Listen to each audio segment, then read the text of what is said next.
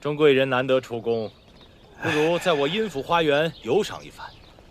日后小女嫁入到王府之后，还望钟贵人多多的关照啊。老奴奉贵妃娘娘之命前来商议纳采事宜，既已说定，老奴就回宫复命了。好。三夫人，你们这是要去往何处啊？钟贵人，大哥大嫂，梁君啊从胡商手中买了些西域奇花，你们若有兴趣，不如一同前往赏花。西域奇花，老奴在宫中多年，也鲜少看见呀。那便一同前往吧。啊。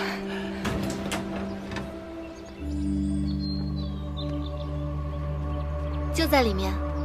请。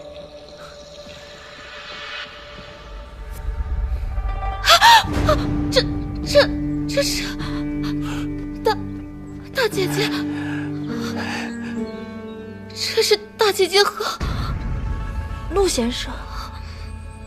殷御史，这作何解释啊？钟贵人，这其中定有什么误会。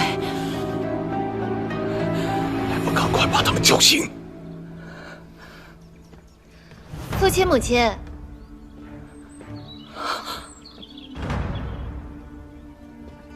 你们为何事在此喧闹？大姐姐，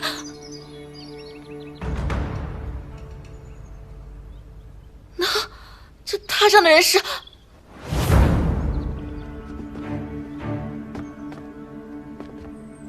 小女陆明淑，见过诸位。明淑娘子，怎么是你？你为何穿着淑君的衣服？这是……小女自会细细道来。今日之事，是小女为洗清淑君娘子的冤屈而出的一个计策。起来，他们都走了，快点！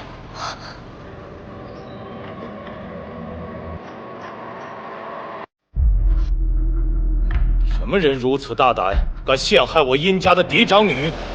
自然是那个费尽心思把诸位引到花房的人。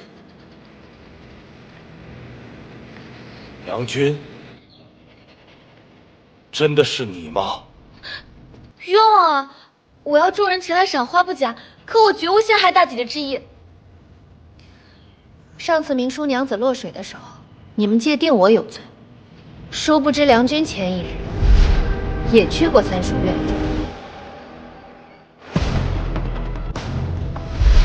梁君娘子因是临时起意偷走桐油，又在我上桥之前偷偷将桐油撒了，再把油藏入淑君娘子衣中。你在撒桐油的时候，把桐油弄到了鞋上，但她也很聪明，故意等到自以为联姻之事落定之后，才把鞋送去了洗衣房。胡说！这些我当日便买了，怎会在洗衣房？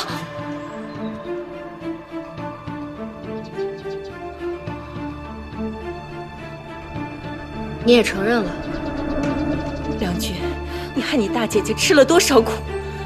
你为何要这样对她？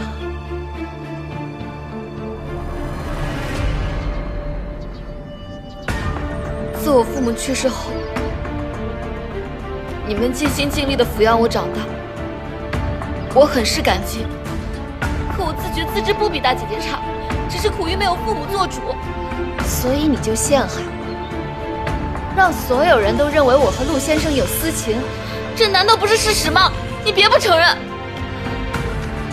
这不过是我们抛出诱饵，引蛇出洞的计策。殷御史，钟贵人，适才陆某被人引至花房，的确中了暗算。不过所幸我们有所准备。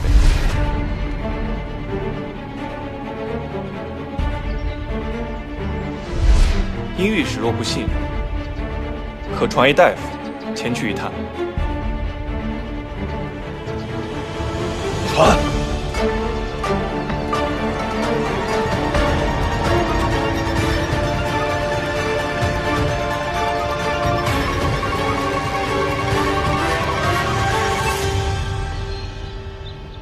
回大老爷，花房的确有使人晕眩之物。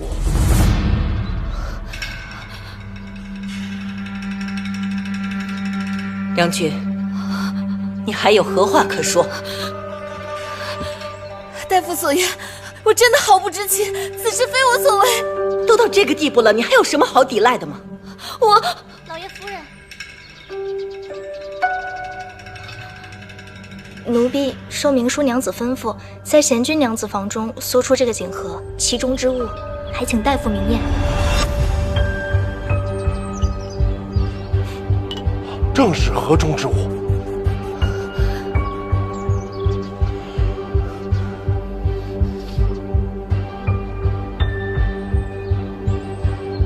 贤君，是你？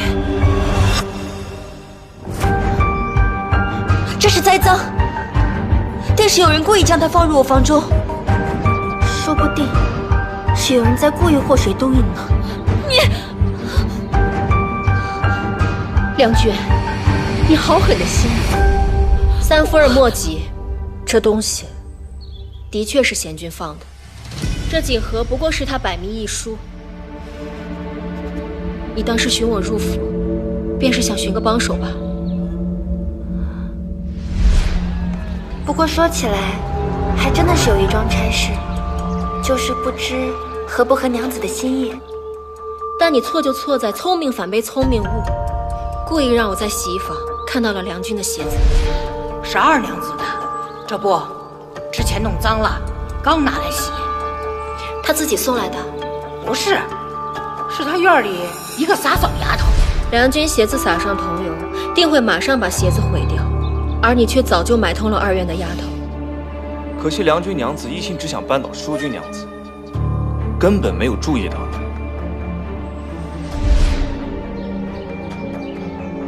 她偷偷带走了桐油。我看大姐姐精神状态不错，整日待在花房，连贵妃她都搬去了。她身边还有何人？自然是陆娘子兄妹了。好啊，殷贤君，原来你才是藏得最深的那个人。这些只不过是明淑娘子一个人的猜测，我什么事情也没有做，绝不接受你们的责难。殷御史，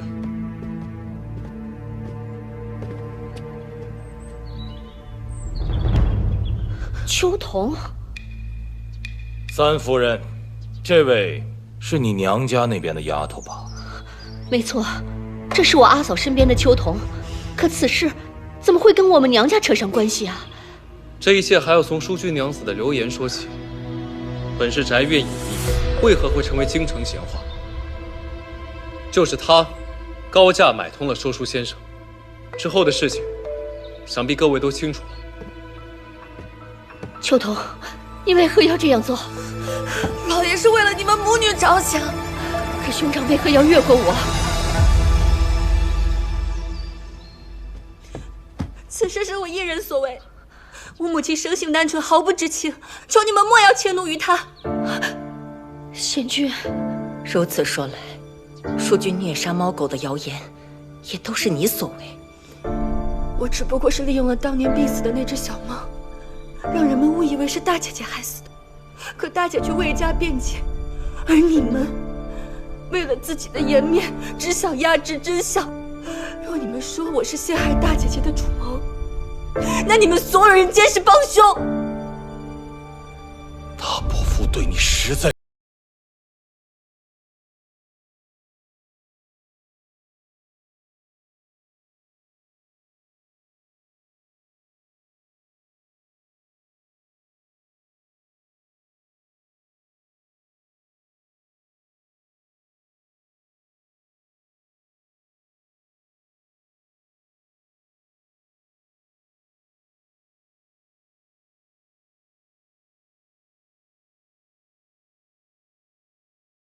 你能在别人面前扬眉吐气，我有错吗？贤君，别说了。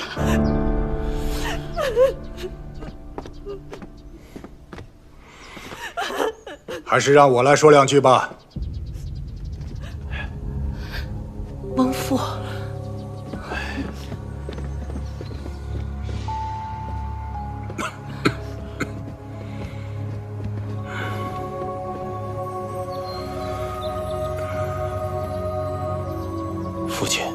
不是在别院休养吗？我要是再不过来，我们殷家的100年清誉，都让你们这些不孝子孙给败光了。钟贵人，让您见笑了。真相既已查明，接下来便是诸位的家事。老奴这便回宫复命，还请诸位放心，今日所见，老奴必会守口如瓶。那就多谢钟贵人了。多谢钟贵人。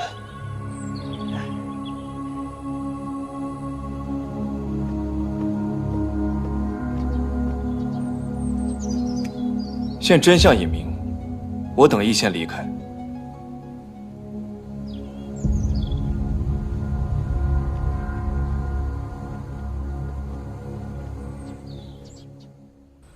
梁君多年来受伯父伯母照顾，却因失去双亲，暗自怨怼，妒忌大姐姐。梁君自知有错，请祖父责罚。梁君，认错容易，祖父希望你们真心改过。我自认殷家家教严谨，你们又是心地善良的好孩子，但联姻一事，你们心怀不平，不惜陷害手足。如今事情败露，你们真心知错了吗？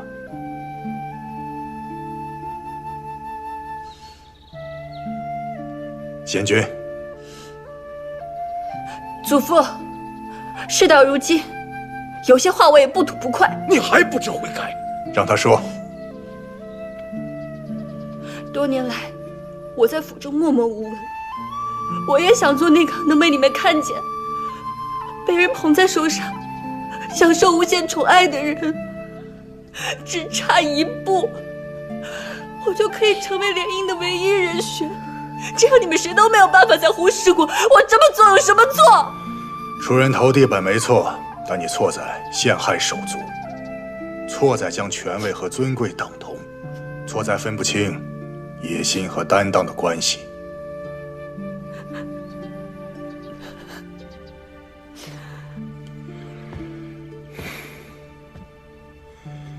王妃之位固然尊崇，但其暗潮涌动，你父亲无关无决，你就是嫁给瑞王，应对的不只是后宫，而是整个朝堂的争斗。即便嫡长女嫁过去，也不可避免，但至少可以抵挡一些明枪暗箭。联姻之事，其实就是一场朝堂的争斗。贤君啊，你或许对大伯心有不满，但无论是我，还是你大伯母，在外必定夸赞你温婉贤淑，满腹才学。我们想的，从来都是要为你们寻一个可堪相配的好人家，从未想过让你随随便便嫁人，包括梁君。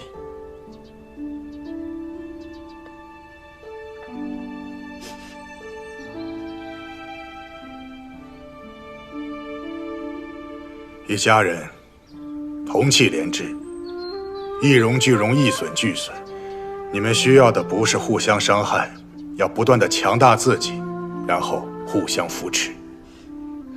孙女知错了，请祖父加规责罚。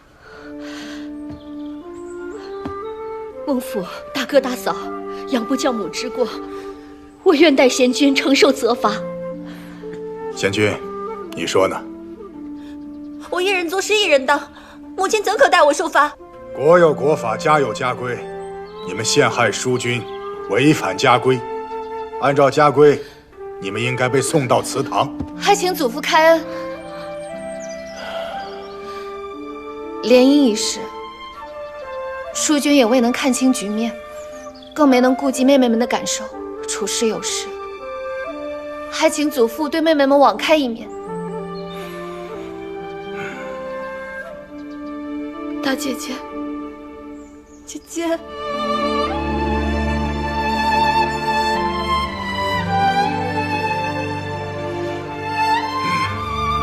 既然淑君都说话了，那就从轻发落。贤君、梁君，罚你们到祠堂自省1年。至于你嘛，你身为母亲，未尽明察劝阻之职，罚你每日到祠堂跪拜1个时辰。你们可心服？多谢翁父开恩，多谢祖父开恩，多谢祖父。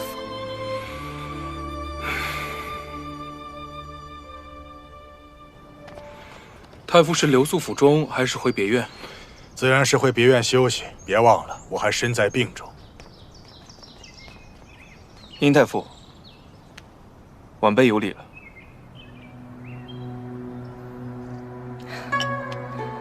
宁淑娘子，这次多亏了你，我儿才得以洗清冤屈。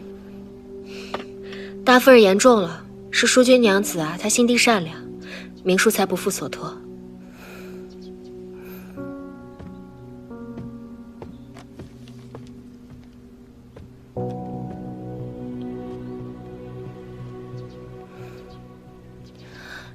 你以为你真的能瞒天过海吗？好在瑞王从中调解，宫里才没有追究此事。母亲，你宁愿冒险动更帖，也要推掉联姻。是否育有意中人了？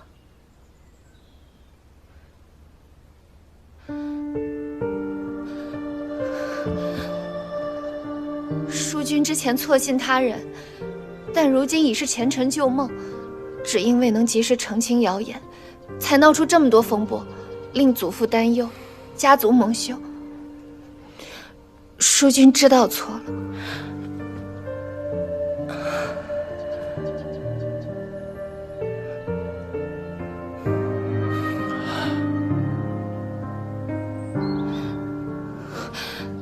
父亲，对不起。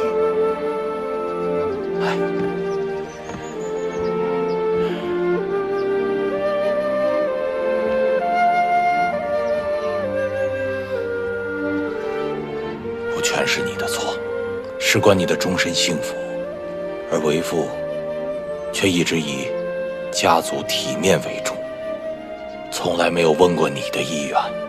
之后还让你受了那么多的苦，为父也有错。父亲，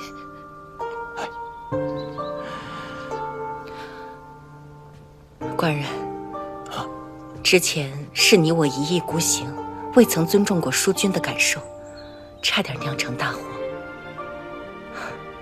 经此一番周章，我想联姻一事，若有他法，还请官人另作安排。夫人，与瑞王联姻，本是父亲与我下定决心立足改革的结果，但若以儿女的幸福来换取，终究是逢强敲直，重而无极啊！淑君呐，如果你实在不愿意，为父便跟你祖父重新商讨此事。我愿与瑞王联姻。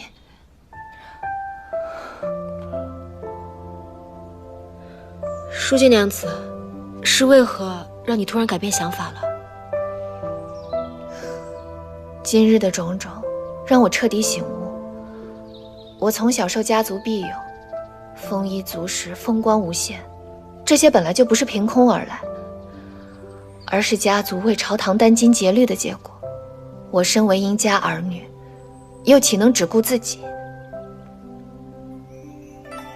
可你若对瑞王丝毫无益的话，我的确对瑞王毫无了解，甚至无畏。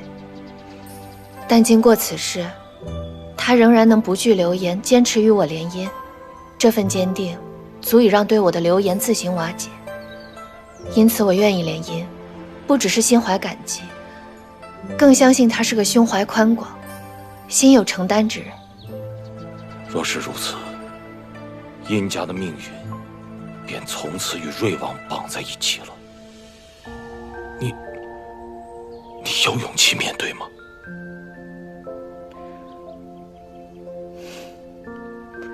殷家历世100年，靠的就是祖辈们相扶朝堂的智慧和眼光。我相信父亲，还有祖父的选择，殷家有女如此，乃家门之幸啊。那联姻之事就这么定了吧。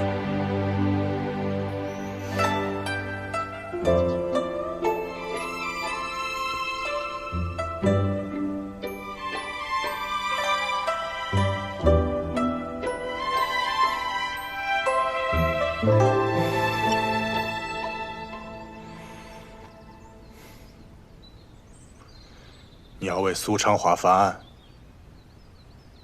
先师师从太傅，不知太傅可有先师一案的线索？你知道翻案要付出多少代价吗？晚辈已想清，无惧生死。就好像殷太傅同意让殷家与瑞王联姻，无惧将殷府推至风口浪尖。晚辈敬服。朝堂对革新多有非议，老夫也并非没有顾及到殷家的私心。倒是有你这么一个晚生的出现，朝堂看来是后继有人了。至于苏昌华一案，我知道的不多。他自枪之前曾写过认罪书，加上他的心腹刘显坤亲口指证，便没有人怀疑了。可这定是诬陷。但事后刘显坤被判死刑，死无对证。可有线索能查到刘显坤背后之人？哪有那么容易？你要是有心，就从他的身边人查起。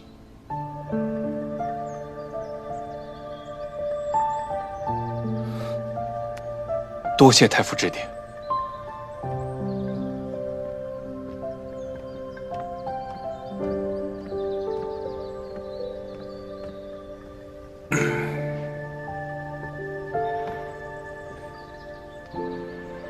看来我也不需要再躺着了。该来的风浪，迟早要面对。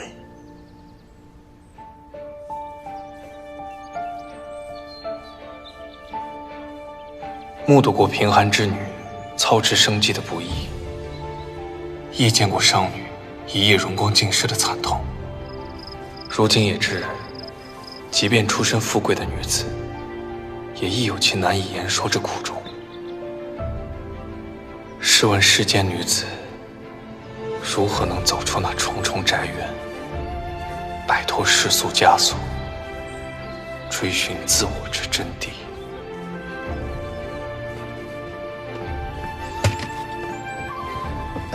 怎么样？有什么消息吗？太傅提点我，先查查先师幕僚刘显坤身边之人。刘显坤，没问题，此事交于我。此外，你再帮我查一下殷贤君的舅父家什么情况。终于回家了，金窝银窝都不如我的狗窝，对不对，早早？长大了，想不想我？你是不是把我伙食都吃了？嗯，阿兄，阿娘说你把我房间收拾了。闲来无事，顺手而已。你看这幅字，铁画银钩，力透纸背，给我房间格调都增加了不少。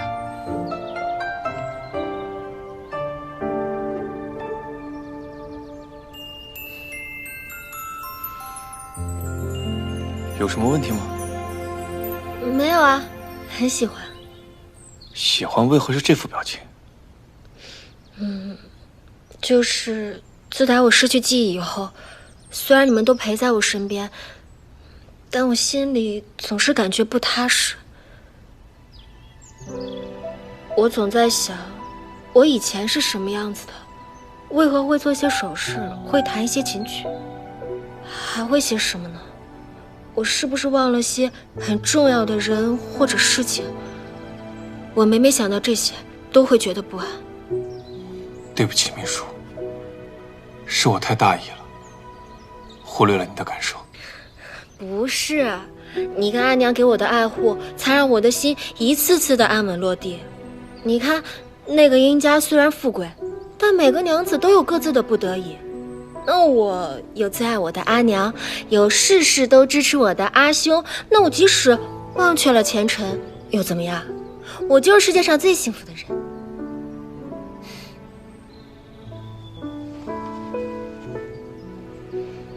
无论以前还是现在，我就是我。我叫陆明书，是阿娘的女儿，是阿兄的妹妹。我的名字和我的家人就是我这辈子最大的底气和骄傲。明书，无论你将来想做什么，想成为什么样的人，阿兄都会支持你。阿兄会尽全力，让你一生都平安、喜乐。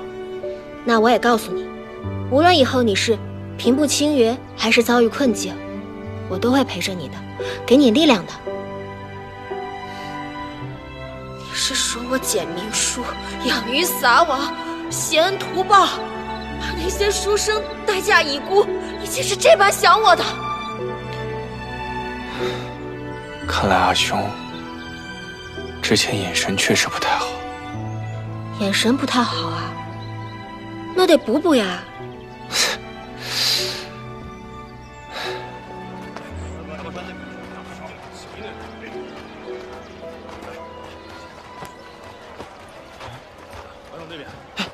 公子，应该就是这里了。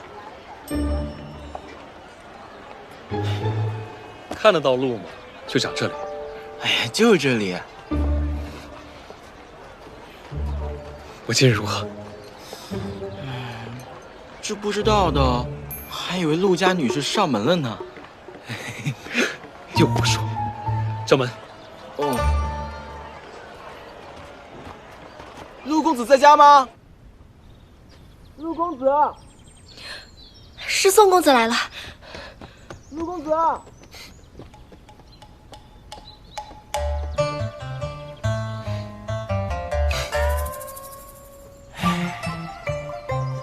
还是早早沉得住气。晚辈宋清沼见过伯母。你和阿长是好友，以后有时间多来玩便是。这些，哎呀，宋公子破费了。这是晚辈应有之礼。况且，陆兄和明淑娘子助我查清殷家谣言真相，让我对瑞王也有所交差，理应感谢。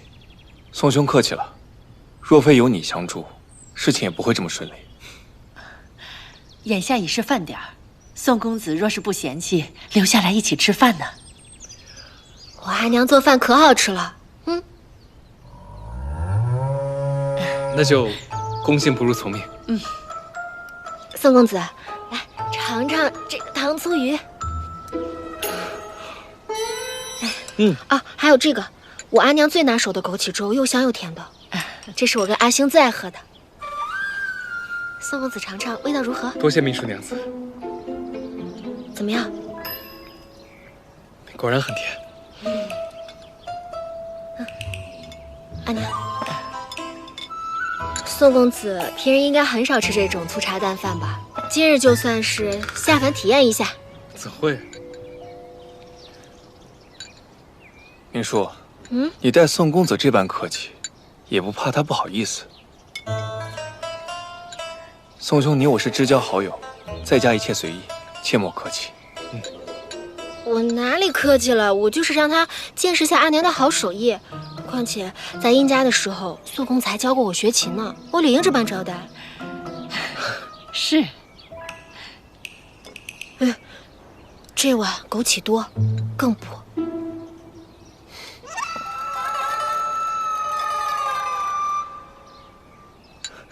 明淑娘子，你平日除了喜欢吃这些，还喜欢吃些什么？他呀，天上飞的、地上跑的、水里游的，没有他不爱吃的。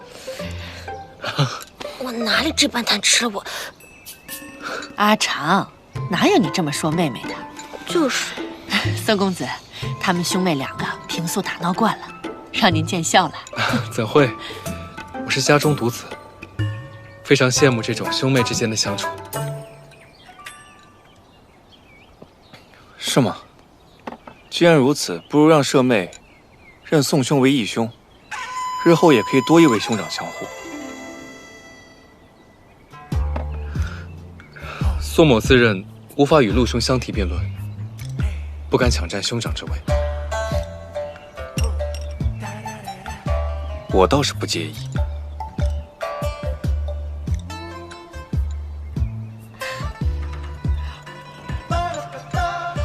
宋某恐怕没这个福气。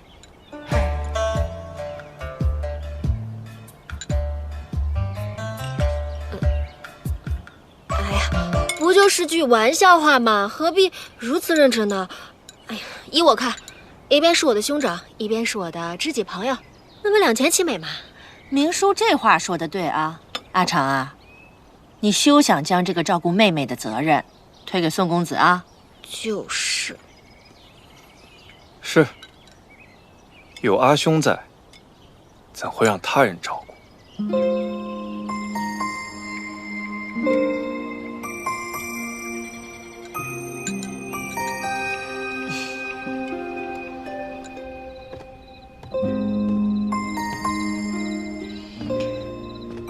别看了，阿娘。来，喝碗猪肝汤。猪肝汤？明叔说你眼神不好，要补补，特意让我熬些猪肝汤给你，说是养肝明目。太有心了。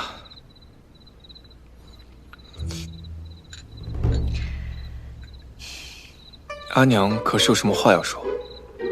那宋公子对明叔有意思，你可有察觉？他们不过是见了数面而已，还不至此。阿娘不要多想。阿娘也是过来人，有什么看不明白的？那宋公子看明叔的眼神，分明是心仪明叔。阿娘只想知道，你是怎么看的？以宋家的门第，想要娶明叔，恐怕不是件易事。你是担心明叔高攀？怎么会？明叔配得上任何人，何来高攀？我只是担心嫁入这样的人家，日后多有为难。明叔若要论嫁，等我入仕之后，会更有底气。这可是你的想法，你可知道他是怎么想的？阿娘没别的意思，赶紧趁热把汤喝了，早点休息。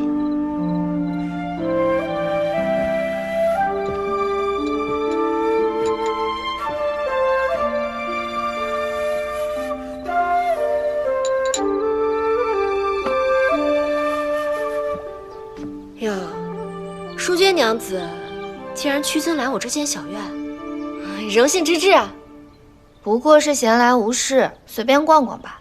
闲来无事，带这么多礼物啊？那你可得多闲来逛逛啊！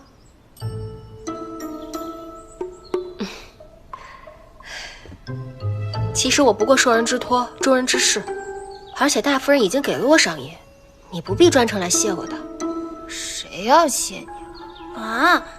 可是方才娘子明明一路都在念叨措辞呀。要不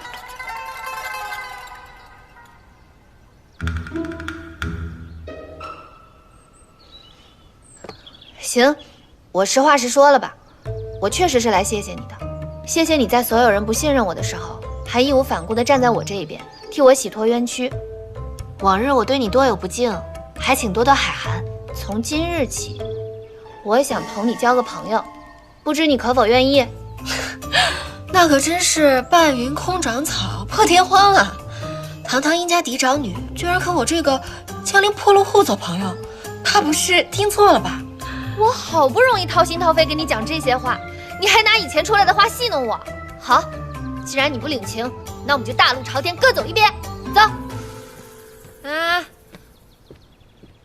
既是做朋友，就不许我戏弄啦。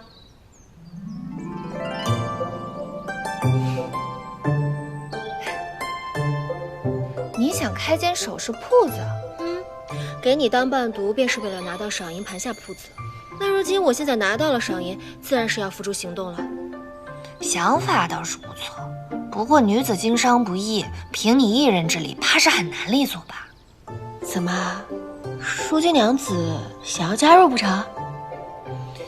我堂堂阴府千金，怎能同你这个破落户齐名掌柜？不过让我出份力，倒是不难。那就多谢殷掌柜了。我看你对穿衣打扮也有些眼力，不过我觉得开店也不必只拘于在还首饰。好主意啊！既然殷掌柜如此有想法，那个店铺里的装饰布置什么的，是不是也出份力啊？哇，你这就开始压榨我了，陆掌柜。我打听到了，刘显坤的儿子自打失踪后便一直没有下落，但他的养女刘元英却逃跑失败，后来被冲入教坊司，现在是教坊司的当红舞姬。既是当红舞姬，定常被请去权贵家里现眼。我正要与你说呢，他已经被接到工部卢尚书府中，说是为了什么恩印宴。卢府。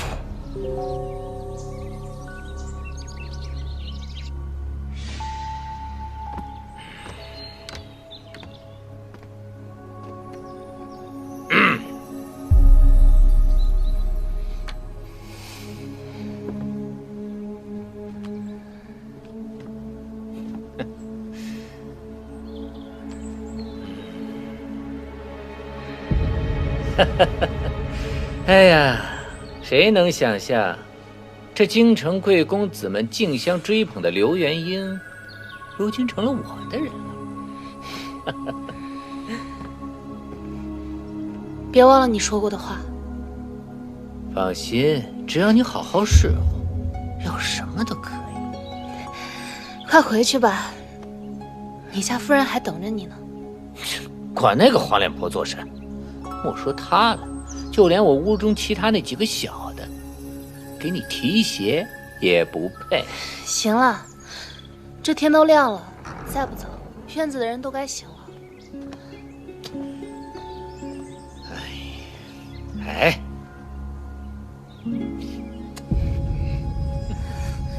小心被人瞧见。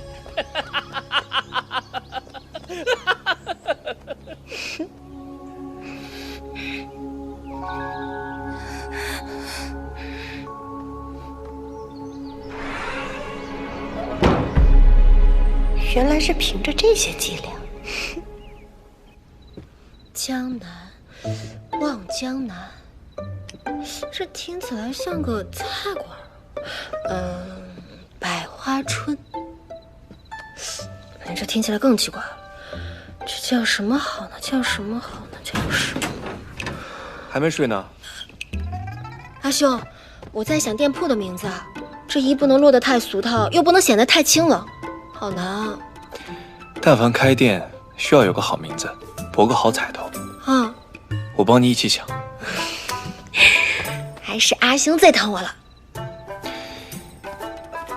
你终究是个女孩子，须知男女7岁不同席，以后不管是与为兄，还是其他男子，相处都需要注意分寸。兄妹相处轻松随意不就好了？就你一本正经。若想闻其名便知雅意，倒不如取用常闻白之秀，状与兰花偶之清雅脱俗。兰花又有玉雕花之意，一闻便知店铺是作何营生。此店便叫做花郎阁，如何？好听，就这个花郎阁。联姻之事终于落定，多亏了你们。为瑞王分忧，无足道哉。只是不知道成亲何时举行。官家一家口谕，下月便要成亲。你刻意提起婚期，是否另有其意？不错。离开阴府后，我托好友私下查证，得知在背后推动殷贤君争夺联姻者，另有其人。是何人？殷贤君的舅母，出身永兴田氏，乃是当今监察御史田重居的胞子。所幸殷贤君应该不知道这一层，只当田侍郎夫妇是真心疼他。大王，那田重居不是誉王的心腹吗？永兴田氏一族也多为誉王效力。如此，田侍郎之前一直表现中立，而今看来，也已倒向了誉王。新政一事，一直是誉王在朝堂煽风点火，如今又对瑞王的婚事动手脚，想必其野心和手段，您应该是一目了然。你的意思，本王明了。你深谙朝堂局势和力量角逐，来日入仕，定能成器。说吧，想要什么赏赐？为瑞王效力，本无需多求，只是有一事，只有瑞王能出手相助。你说。听闻官家有意让瑞王统领大理寺，小生想请瑞王清查一桩旧案。可是前江林知府苏昌华贪墨一案，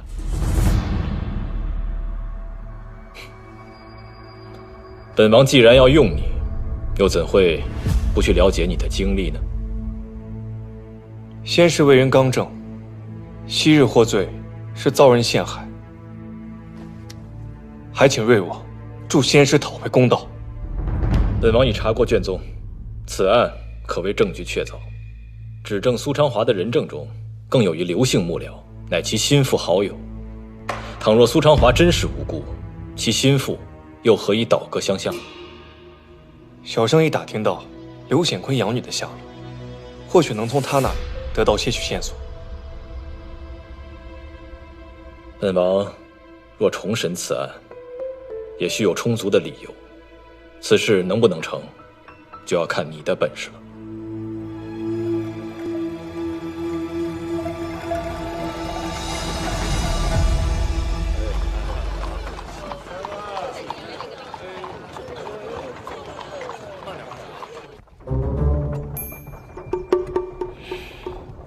公子为何心事重重？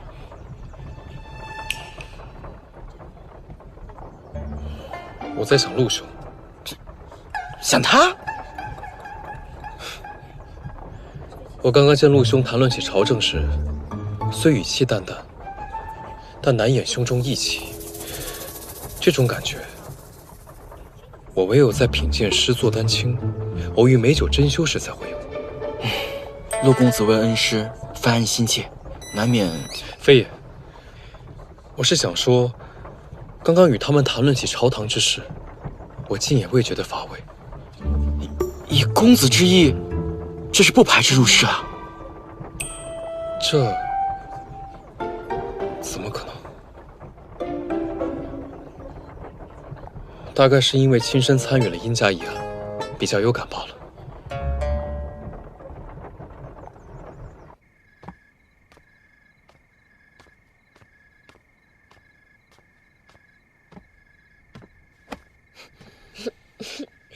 阿兄，可是有烦心事啊！哎呀，这眉头都皱成一团疙瘩了。你可知何为恩师？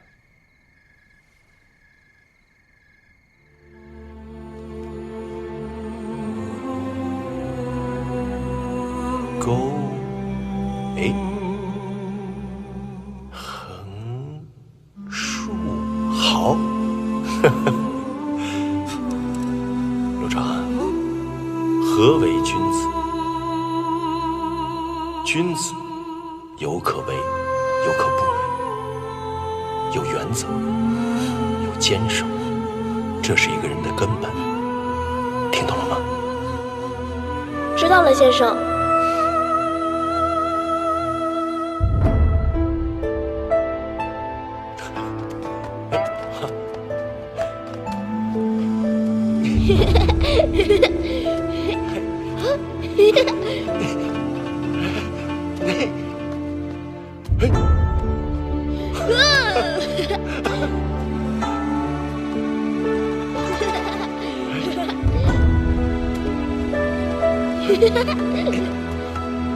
哎呦！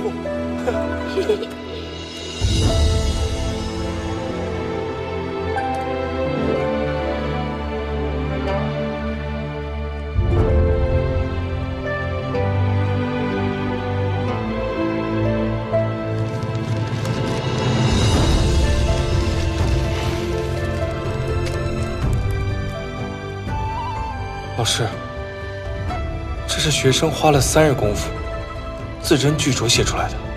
浮华空洞。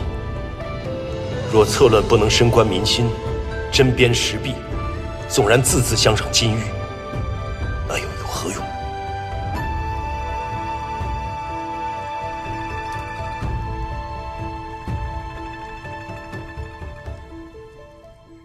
苏先生于我而言，不仅是恩师，更是慈父。亦师亦父，恩重如山。恩师含冤入土，我又怎能忘恩负义，置身事外的活着？阿兄说的对，人要懂得知恩图报。我也会跟你一起的。此事你就不要操心了，你与阿娘一切妥帖便好。入场，开门。门没锁。殷大哥，明书妹子，坐。打探到卢家的消息了？我还真打听到了一些消息。这个卢尚书啊，为了独子卢文才恩宴一事，打算过段时日宴请礼部的官员。哇，那贵客相当重视，不但请了教坊司的人献艺，据说还请了一对游历民间的卖艺夫妻。卖艺夫妻？对，男为琴师，女为舞姬，听说是以什么关雎舞出名。应到这几日就要进卢府了吧？你觉得我的琴艺如何？阿兄是想假扮艺人进入卢家？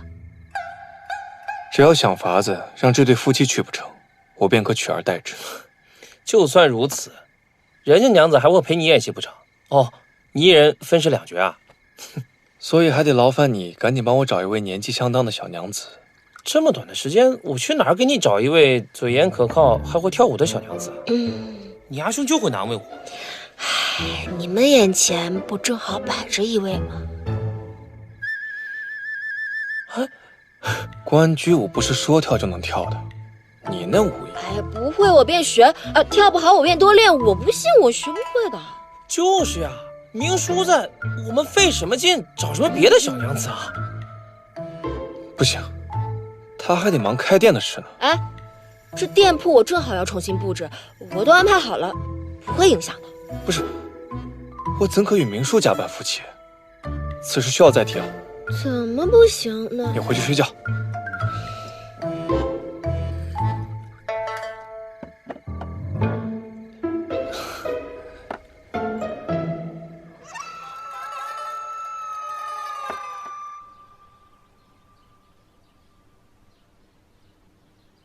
姑娘，你说瑞王他会应约吗？他既然要与殷府联姻，这个情面他定会给的。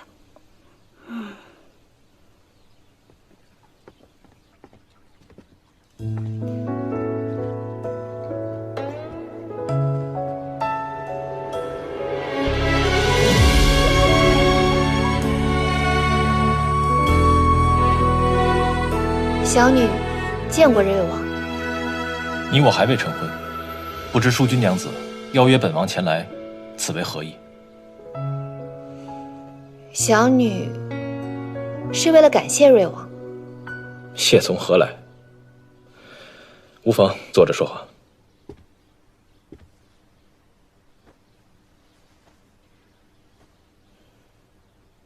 小女之前被流言缠身，您不惧流言，坚持和我联姻，小女感怀在心。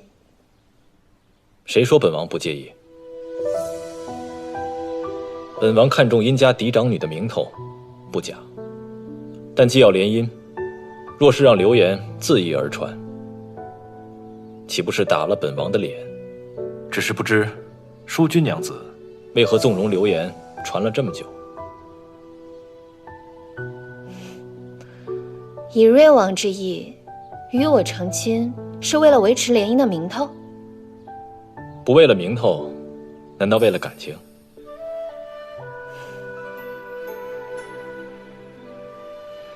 敢问淑君娘子，你对本王可有真情？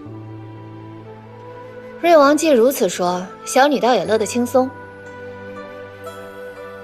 不过瑞王请放心，凡是王妃该做的，我也会尽心尽力，不会遭他人画饼。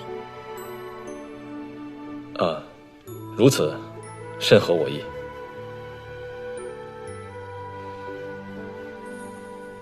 如他是，本王先离开了。小女还有一事，不如现在就告诉瑞王。何事？小女成婚后，不愿日日在府中消磨，徒惹瑞王心烦，想和好友经营家首饰铺子，不知瑞王可否担待？只要你尽好王妃的本分，顾及王府的名声，至于其他的，本王自然也可以无视。谢过瑞王。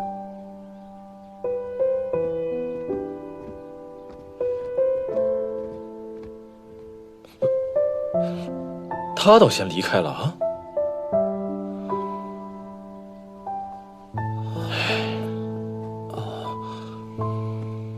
大王，允许王妃在外经商，是否有失体统啊？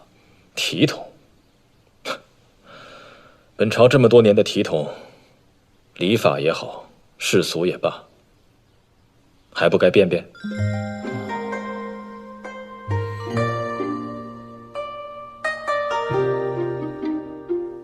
桃花见过陆公子。放心，桃花的口风啊，绝对严实。听说要跟陆公子办夫妻，这事儿啊，我熟。请喝茶，官人。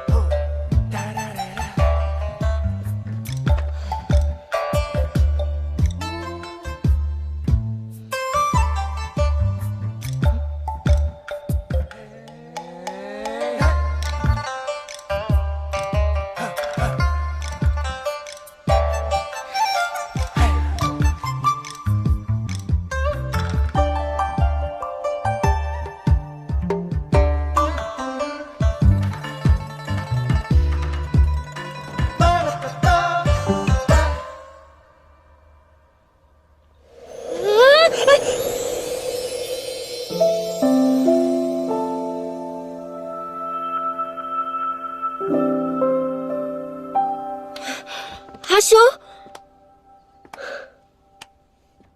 明淑妹子，我们决定了，就是你了。就说吧，没有人比我更合适啦。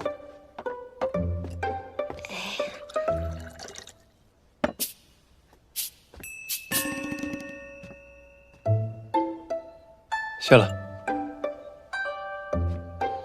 官人，何必与我客气？你喊我什么？官人，哎呀，怎么这般不小心，都弄得衣襟上跟个孩子似的。陆秘书，适可而止啊。不是吧？这点气都接不住？你回头到了卢府，别给我拖后腿啊！好样的，妹子，回头啊，就这么。是吧？是不是特别像？怎么更像啊？更像。哎，应大哥再给你支一掌。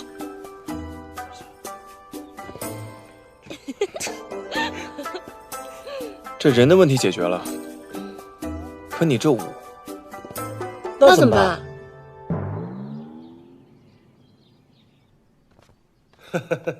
来来来，哎呀，穆青娘子、文生公子，这里就是舞姬们平日排演的弄影院了。这二人风姿样貌皆不俗，一看就不是江湖中人。我听说穆青的关雎舞乃是一绝，配以文生的踏梭曲更是惊为天人。可瞧他的举止，却不像时常练舞之人呐。我也早就听说二位关雎舞踏梭，惊动九重仙，可到底耳闻不如一见。不知二位可愿排演一段，容大家欣赏一番，让我也好回禀主家啊。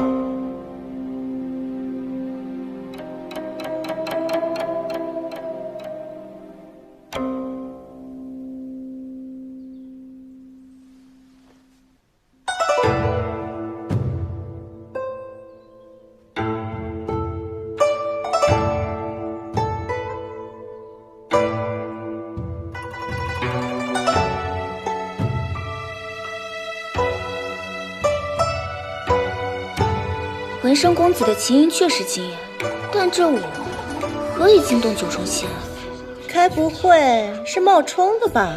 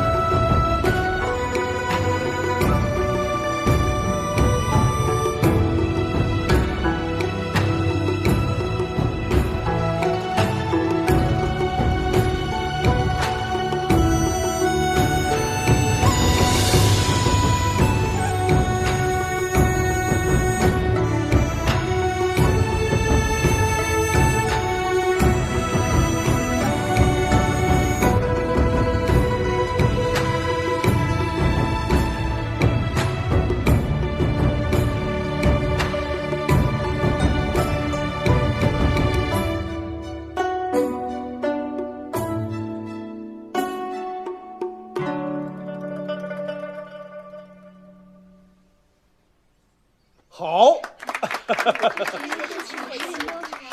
哎呀，这琴诀武妙，两位果然是才艺惊人呐！现在我可以放心的去禀报主家了。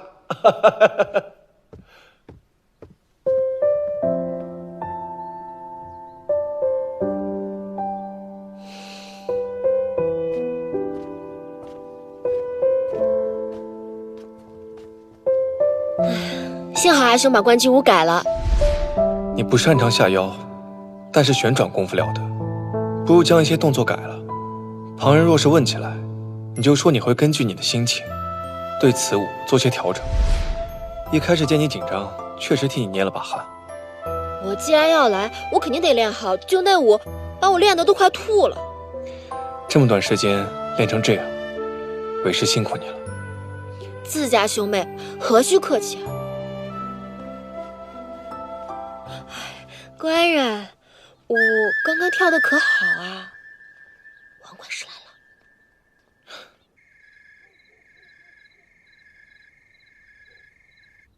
了。你要睡地上啊？不行不行，这地上多凉，你还要科考呢。这万一着凉怎么办？我睡地上。我身体没那么弱，哪有让妹妹睡地上的？快去。我喜欢睡地上。文生公子，哎呀，这！王管事深夜突然造访，有何贵干？啊，这是府上未来几天要用的乐谱，二位有空多练习一下啊。放那儿吧。哎呀，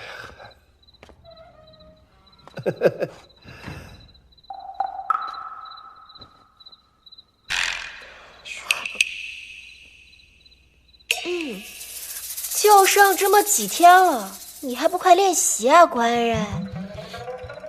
不许这么叫！你说什么我都听你的，文生。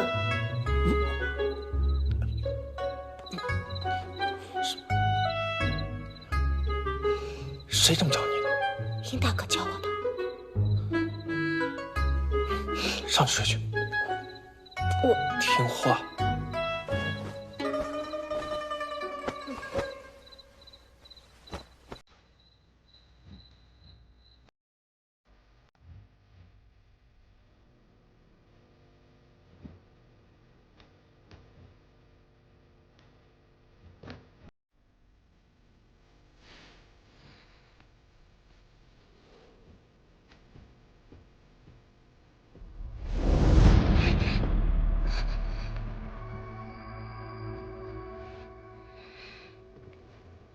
多谢文生公子出手相助。元英娘子不必客气。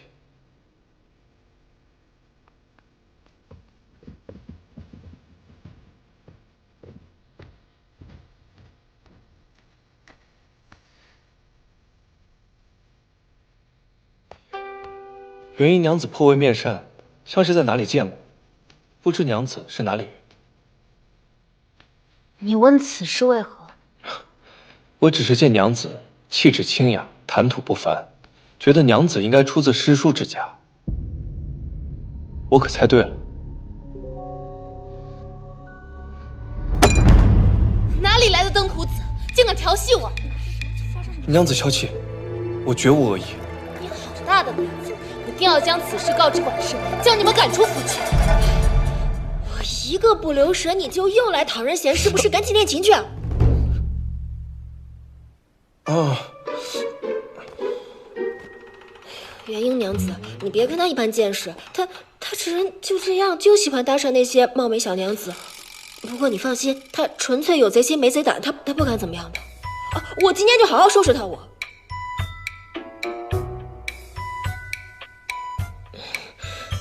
你看我们四处奔波也不容易，你就体谅一下，原谅他好不好？那你以后可得管好他，别再惹事了。你放心，你再这样，我下次可不管你了啊！你到底跟人家说了什么三言两语，把别人吓得花容失色的？我并未说什么过分的言语，是他自己防备心太重了。不过这也表明他肯定想隐瞒什么。他对你已经起了戒心，以后接近他的事还是我来做吧，女子之间还是方便些。他知道错了，来，赶紧给我练琴去！看我还不好好收拾你！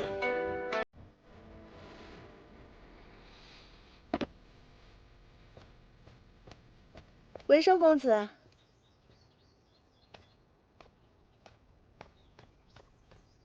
文生公子可是瞧上了那刘元英？叶蓉娘子有何建议？实话告诉你，若公子有心，定能得手。此话当真？都说那刘元英性情高洁，许多达官权贵竞相追捧，他都无动于衷。实则他与那卢家郎君已经偷来暗去了。你是说卢文才？还能有谁？多谢叶蓉娘子告知。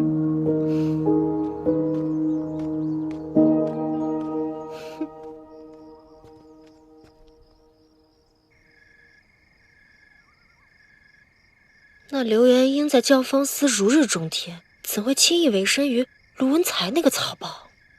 可我感觉叶蓉并非说笑。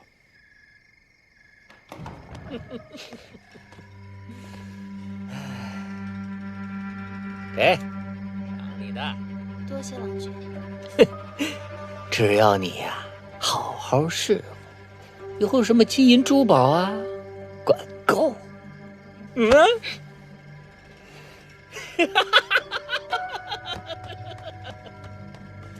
元英娘子，你快歇息吧，我先退下了。等等，这个镯子给你了。这也太贵重了吧？只管拿着。多谢元英娘子。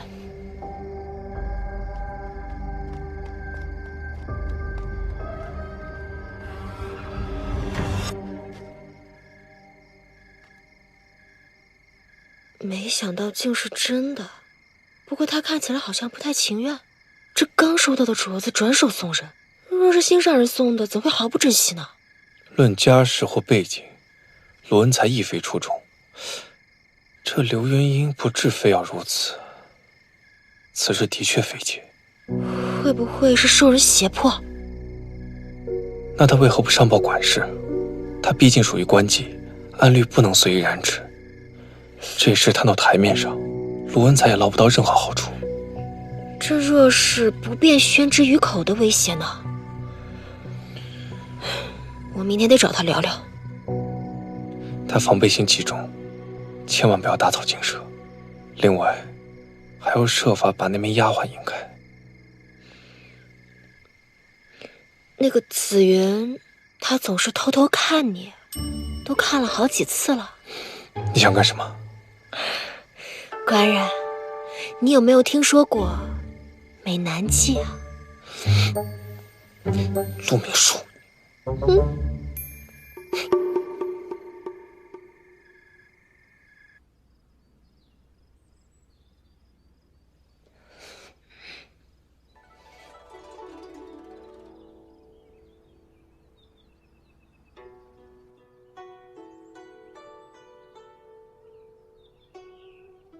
是文生公子的情伤。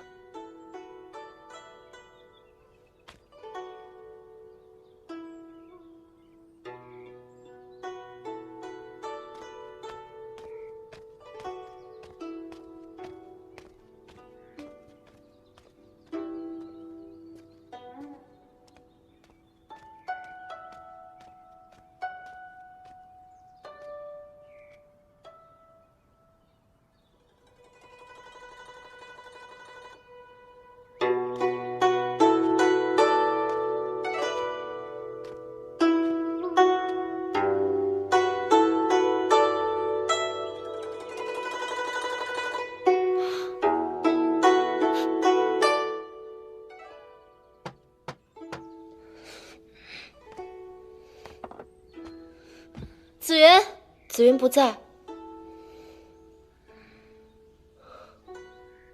元英娘子喜欢看画本啊？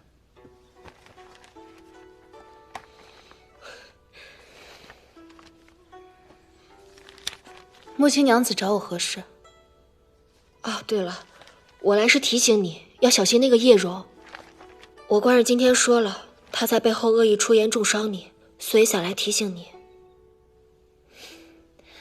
他那点小心思我早就知道了，不过就是嫉妒我在教坊司的名头比他高罢了。元英娘子既知道，那也就没什么其他事儿了。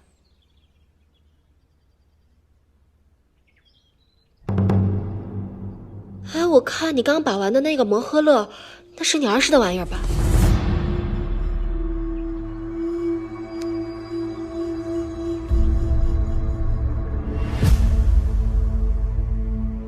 你到底是谁？为何要处心积虑接近我？元英娘子，这是何意啊？你不是木青。教坊司有见过木青娘子的姐妹，说她右手腕处有一颗红痣，而你根本没有。元英娘子，你还未回答我的问题。请你说清楚，为何接近我？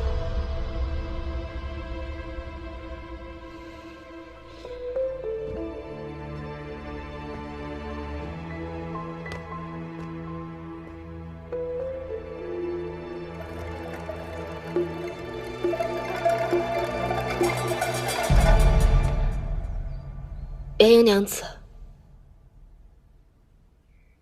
我若说木青是一个名字，而并非一人，你可明白？你也是武姬，也可有过身体不适却不得不咬牙表演的经历。我们为了生计四处奔波的，可我们也是人，我们也会生病，会难受，可那时又能如何？果儿，我是母亲，但也不是母亲。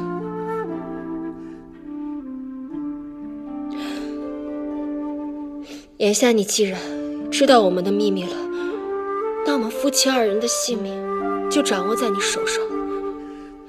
请你高抬贵手，千万不要跟任何人说了，好吗？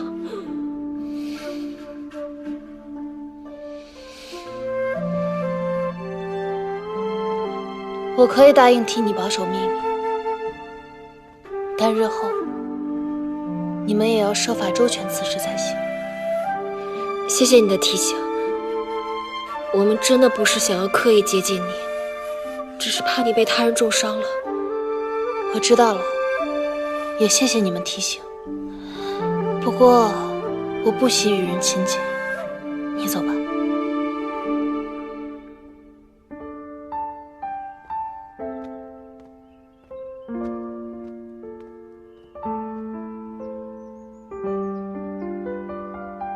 幸好我们提前想好了对策，不然真的被他问住了。不过让他知道我们的秘密也好，让他对我们卸下点心防。他确实不惜与人交流，不太容易接近。我一碰那个摩诃勒，他就着急了。会不会与他那个失踪的弟弟有关？又或许卢文才便是以此要挟他。还是得设法取得他的信任才是，得让他愿意跟我们说出实情。吃吧。这鱼也真好吃，哪来的？知道你喜欢，请卢府前特意买的。哎呀，我来吧。这圆眼壳容易粘在果肉上，需要将碎屑一点一点剔出来。你有这耐心？你就这么惯着我？你难不成还给我包一辈子圆眼？这有何不可？别这样给我包了，你尝尝，很甜的。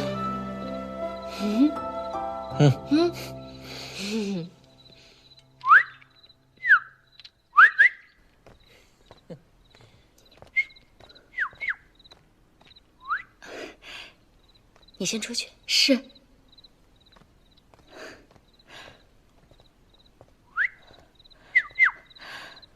郎君，看我今日与往日可有何不同？没有不同。今日我去娘那边问安，娘得了个新样式的花钿给我试了试，他们大家都说挺好看的，还说让我2日后的宴会上也涂上，你再看看。那可真是可惜了这个花钿了。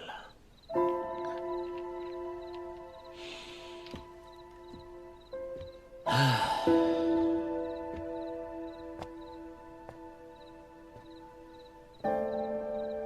最近脸上的褶子是不是又变多了？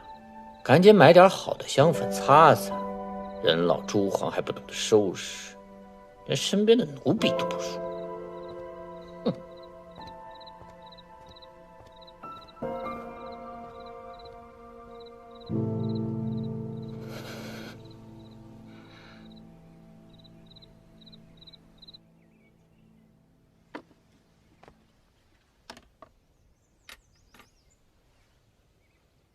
这步摇不愧是贵妃所赐，与夫人的贵气相得益彰，华丽又雅致。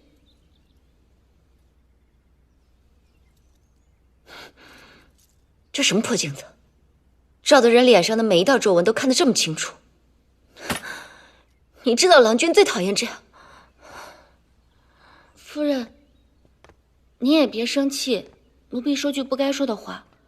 郎君最近冷落您，并不是因为这些。而是有人在暗中搞鬼，勾走了郎君的心。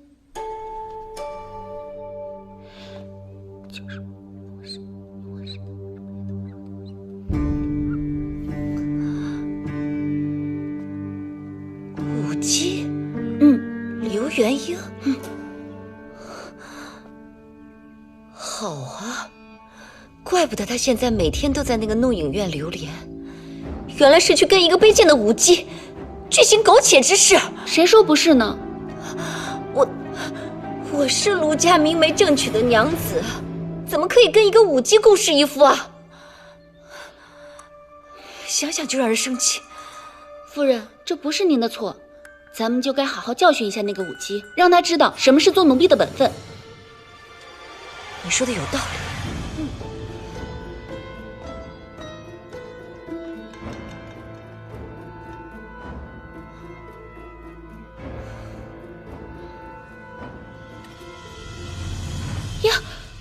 这步摇可是贵妃所赐，弄坏了可是大不敬之罪。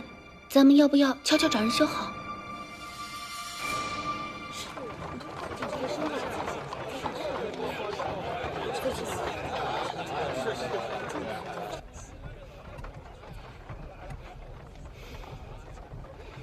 母亲今日装扮如何？孩儿早已确认过，母亲今日是全京城最高贵的美妇人，这镜子不必再照了。卢夫人办春喜宴，便邀京中有头有脸的人物，特别是有各个府中适龄婚嫁的郎君娘子。到时候一群红男绿女在一起，都不知道该看哪一个了。卢尚书府中多的是奇花异草，母亲不知看哪一个，不如赏些花草。你少来，你知道我是什么意思？到时候在宴会上，你要是相中哪个娘子，你一定告诉母亲，母亲好好帮你长长眼。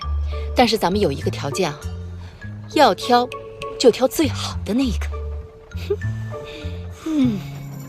来啦，请。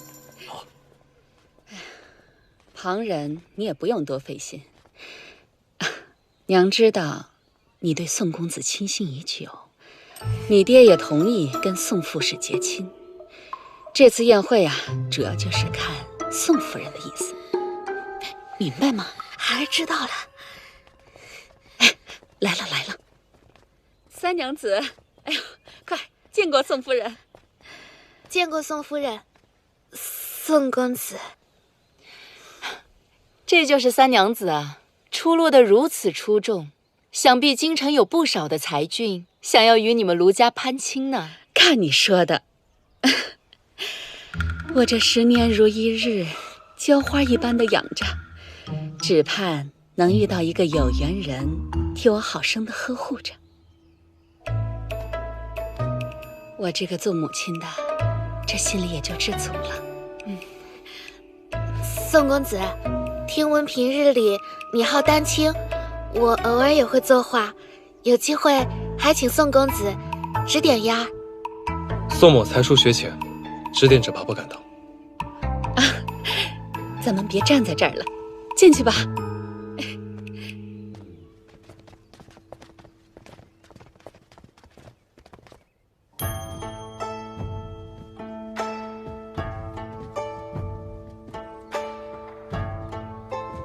哪个是刘元英？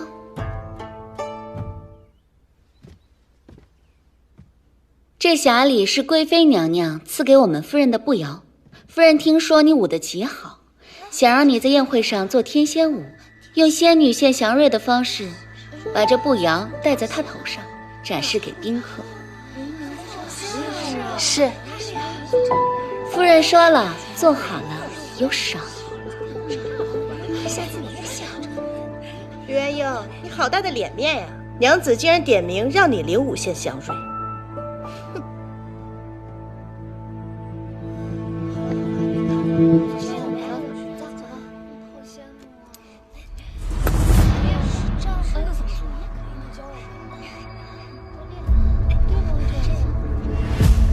我得赶紧告诉娘子，这步摇是坏的。还没看出来吗？这本来就是坏的。他故意把坏的给你，就是想故意针对你。你现在去找他，只怕他会把事全赖在你身上，故意整治你。他为何要这么做？我从未见过他，何时招惹过他？现在整个弄影院都在传你跟卢郎君的事，娘子怎么可能不知道？说不定他现在最恨的就是你。你别怕，我有信心修复好这簪子，帮你度过此关，你可信我？先不要声张，给我点时间，我会在你献祥瑞之前给你送回来的。好。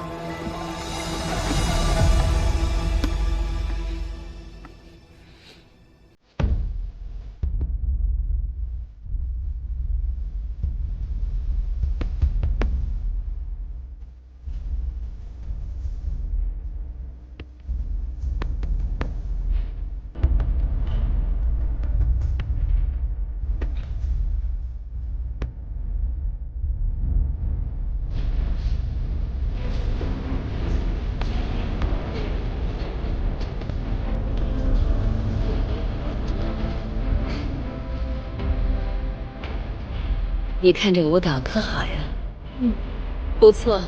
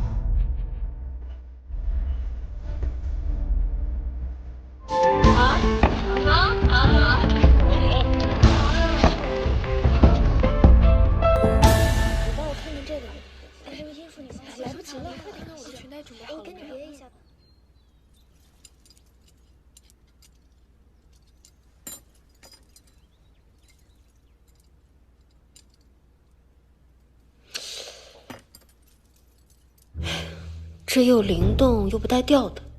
哎，陆明书，你又是会跳舞，又是修首饰的，真是个才女啊！哎，这时候不早了。